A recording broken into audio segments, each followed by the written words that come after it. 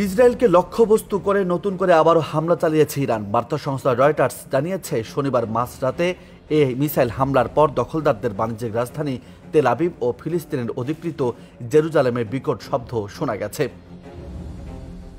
দখলদার ইসরায়েলে চালানো ইরানের মিসাইল হামলায় এক নারী নিহত হয়েছেন। এছাড়া ইরানি হামলায় বহু ইসরায়েলি আহত হয়েছেন।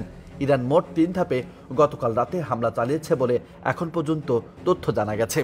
তাদের ছোড়া কয়েকটি মিসাইল সরাসরি ইসরায়েলের বাণিজ্যিক রাজধানী তেল আবিবে আঘাত হানিয়েছে বলে জানানো হয়েছে। এদিকে প্রতিরক্ষা বাহিনী জানিয়েছে, ইরান সর্বশেষ হামলায় কয়েক ডজন মিসাইল ছুড়েছে, তবে তারা নির্দিষ্ট সংখ্যাটি জানায়নি। এছাড়া হতাহতের কথাও স্বীকার করেছে দখলদাররা। অন্যদিকে ইরানের সর্বোচ্চ ধর্মীয় নেতা আয়াতুল্লাহ আলী খামেনি জানিয়েছেন, সম্মুখ যুদ্ধে ইসরায়েলকে মোকাবিলা করার জন্য ইরানের সামরিক বাহিনী প্রস্তুত আছে। এক্ষেত্রে ইসরায়েলের প্রতি কোনো দয়া প্রদর্শন করা হবে না বলেও উল্লেখ করেছেন তিনি। খামেনির এমন বার্তায় স্পষ্টত নজর কাটছে তৃতীয় বিশ্বযুদ্ধের দিকে। কারণ এ হামলার পর নিশ্চয়ই চুপ থাকবে না দখলদার ইসরায়েল। এর আগে থেকেই ফিলিস্তিনের স্বাধীনতাকামী সংগঠন হামাস ও লেবাননের কামানের মুখে আছে ইসরায়েল। যদিও এসবকে পাত্তা দেয়নি নেতানিয়াহু, তবে ইরানের এমন হামলার পর সাহস পাবে অন্য মিত্ররাও।